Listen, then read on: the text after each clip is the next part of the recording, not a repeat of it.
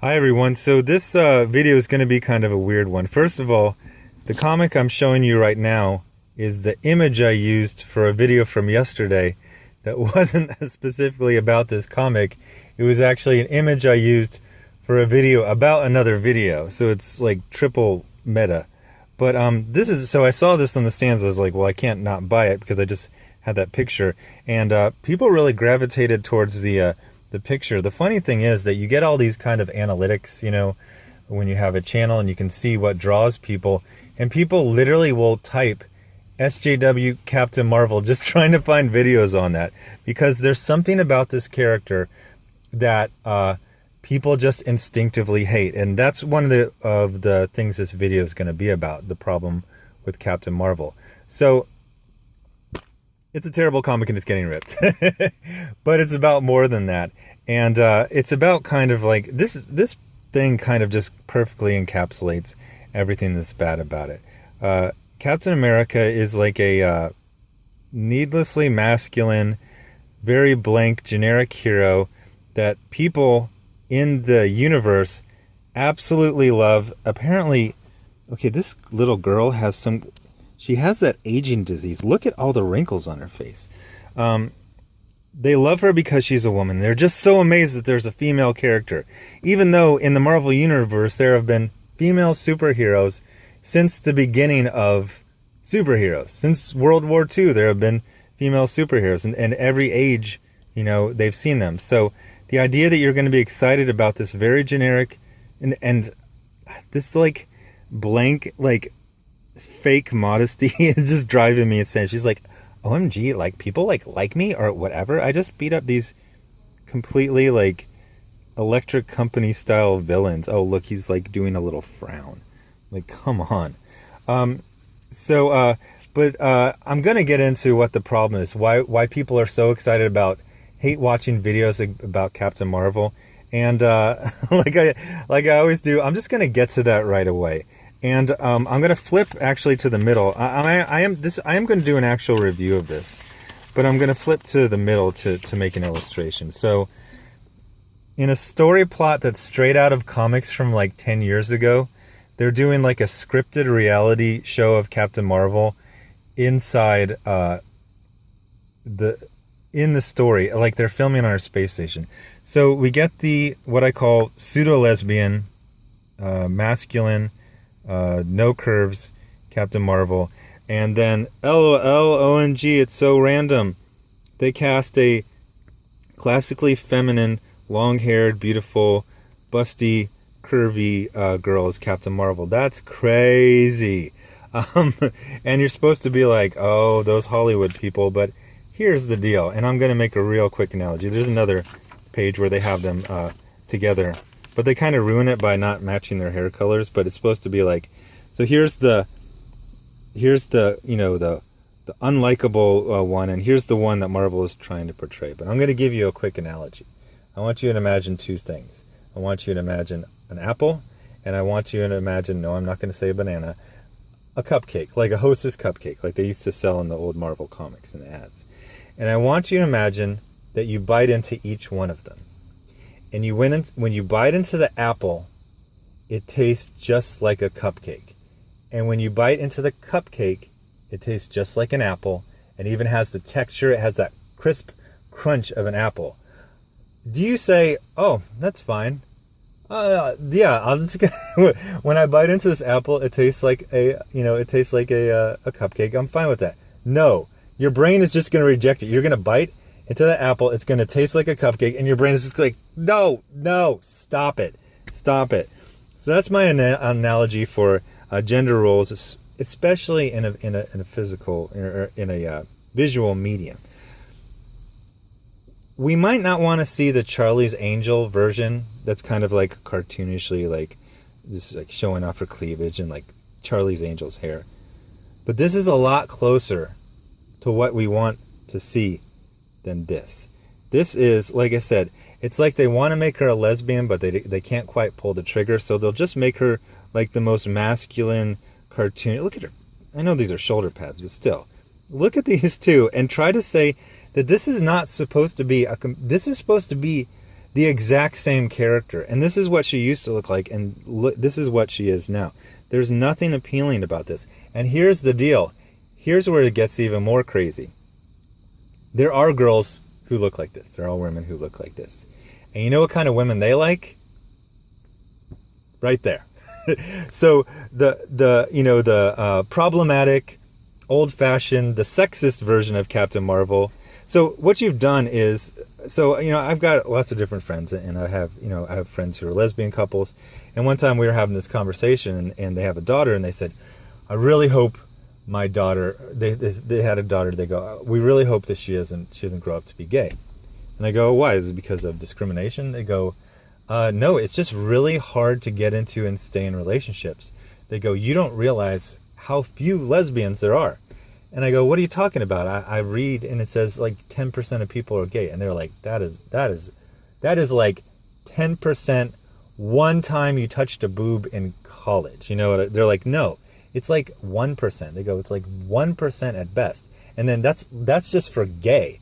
They're like, so they're talking about, like, for these two lesbians, they said that they felt like lesbians were like 1 in 200 people. And then when you get into this, so now you've decided to make, a character that appeals to a broad amount of people.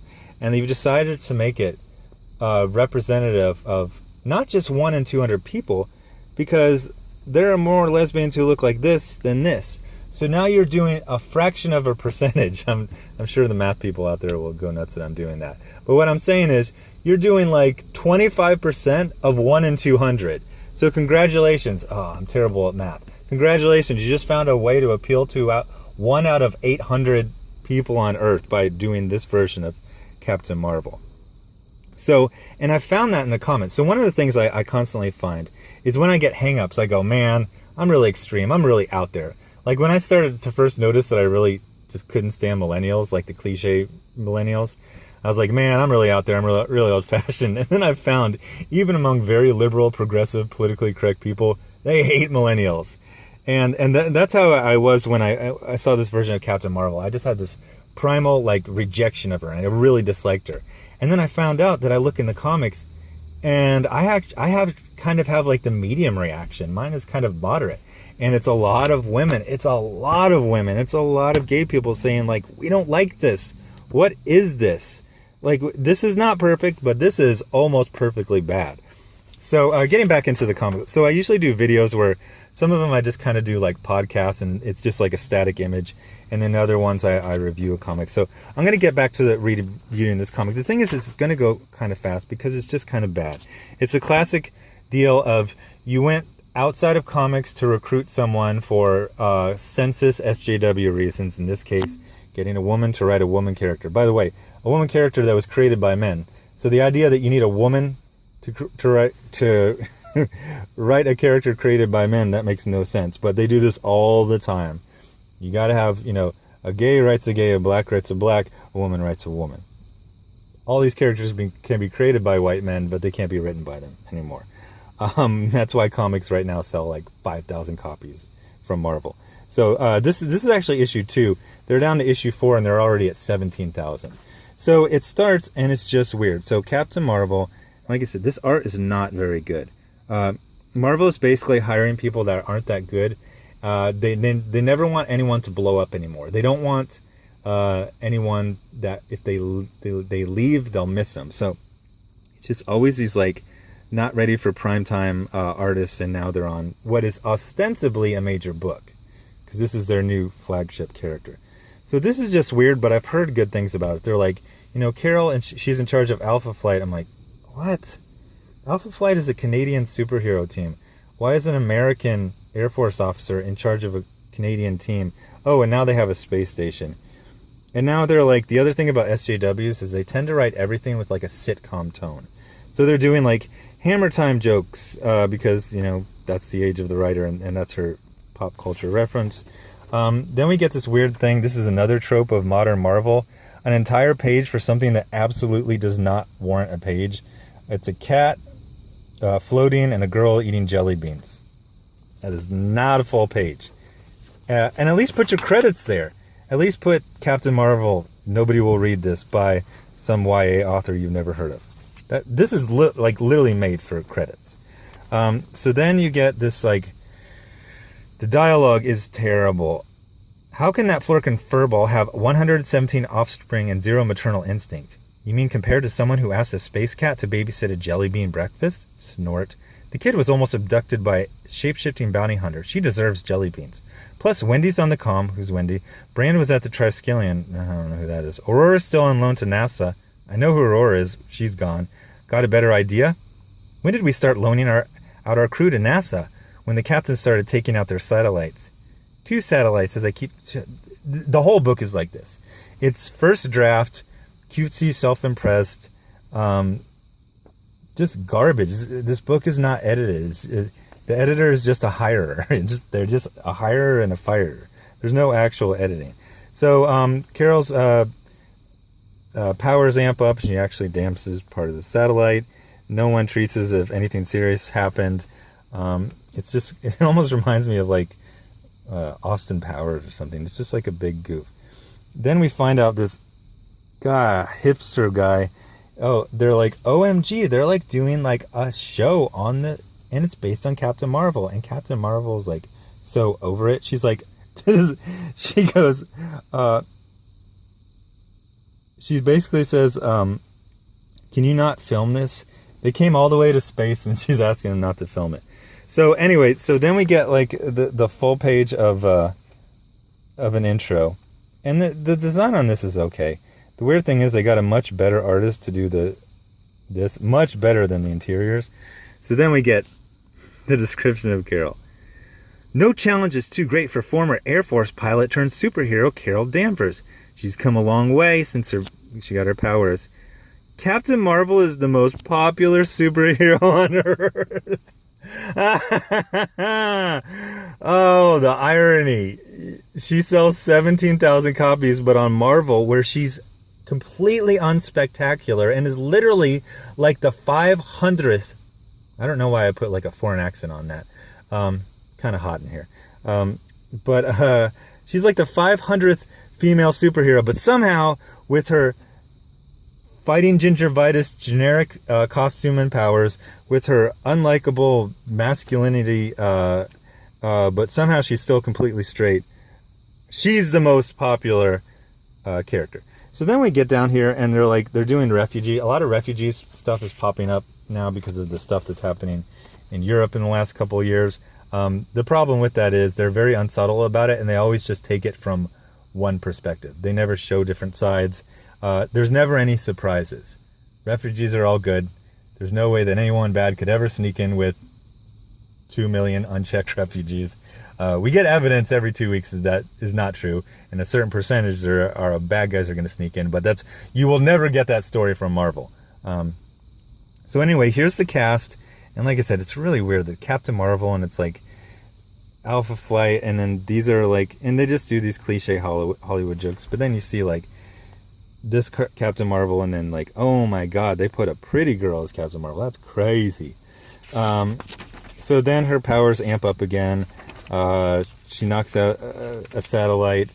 Then this is weird. They start saying there's an imposter on here, but I never really got. She just starts saying there's an imposter here. There's an imposter here. There's no real reason to think there's an imposter. There is a mystery about her powers amping up. But I gotta get you. I'm gonna read this page just because this stuff is crazy. It literally feels like you're like. I feel like I'm not trying to make fun of people who have this, but when you have a stroke, you have to basically relearn language, and this is kind of what I feel like. Like I'm kind of grasping some of the things being communicated, but other stuff it just feels like I'm just recovering in a hospital ward. It's like, stop the cameras, something's wrong. We need to assess damages. You know what's really good for assessing damages? Video footage. Do you hear me? Shut it all down. That's an order. Someone punches her from behind. Jason, what are you doing? Well, she can identify people in the dark really well. This isn't you. This isn't right. The Bean Moon. Bean in the moon. The Bean Moon? You mean the moon pod? The one I found you in? Another moon pod? At Alpha Flight? But that one's bigger, like a ship. Hunter Moon. The shapeshifter. It's here. Okay. This is literally issue 2, and none of this stuff makes any sense.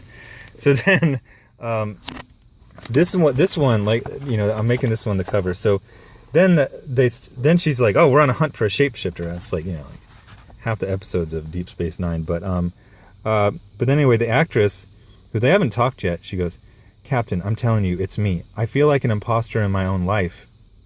Technically, you're an imposter in her life, says someone off panel who's not identified. What the? What? I guess maybe this is the bad guy saying this, but that's weird. And then she goes, listen, you have to leave. They're in a space station. Now I'm doing like the H3 cringe cough. Not until you give me the part. She's already been... It's like she's trying to do these like really 80s jokes about Hollywood, but this picture is just so classic. It's like, who wants to read a comic about this character? Then she gets punched, and it's like, OMG, it's her cat. That's another cliche. It's like you got the cliche pseudo-lesbian, and like, of course, she's got a cat. Yeah, come on. So then, this part actually made me laugh. So the cat's the imposter. She throws it out. Captain America has a really, really smart idea. In a spaceship, she's going to punch something through the glass. There's no holes in the glass after. But the funny thing is that the cat flies out to like a waiting spaceship, gets on it, zooms away, and then she goes, wow, he really stuck the landing. Okay, I laughed. That was a funny joke. But then everyone goes back to talking like it's a sitcom. And then she's just like, oh, I've got to go find someone. Oh, Tony Stark would be really helpful right now. I wish I had not semi-killed him. And then they're like, oh, this guy in the Antarctic, oh yeah, he's the guy to go to. He's the only guy on Earth. And then she's like, oh, it's so inconvenient, it's the Antarctic. You're in space. Every part of Earth is equally inconvenient. And not even that much, since you can just fly through the atmosphere just fine. So then she goes there, and something claps on her, and that's the end. So yeah, the comic book was getting ripped, but I've kind of like melded my two like themes of doing podcasts and doing reviews. Yeah, tell me what you think about what I'm saying about masculinity and femininity, and especially like I'd like to hear from people who are gay and lesbians. I found that the comic book community has a disproportionate amount of like. I would say it's much higher than in the population of people who are gay, and I'm just going to be you know, there's more gay people in fandom than there are in the populace, percentage-wise. And I think it has to go with some of the tropes of superheroes, like having a secret identity, having to keep things secret, you know, feeling like you live in two worlds and stuff like that. So I think that's really great that you can find something you identify with. Tell me what you feel about characters like Captain Marvel. And I'm not even going to do a leading question. Just tell me what you think about it. Thanks for watching. I'm going to do a rip, but it's getting like ridiculously hot in this car. So people said they liked my rips like this because they were more like, they were more natural. But it doesn't feel really natural. I think I'm going to try to do more rips on the tripod.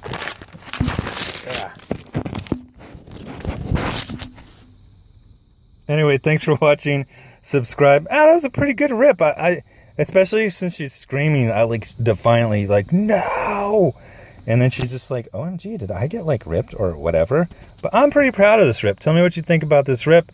And I'll have 2 more videos up today. One will be Champions by Mark Waid. He's been diving in quality. I want to see if him writing by himself is good. And then Saga. A lot of people have been asking me to review Saga, so I'm going to be reviewing that. Thanks. Share, subscribe, and the bell will give you notifications for all my new videos.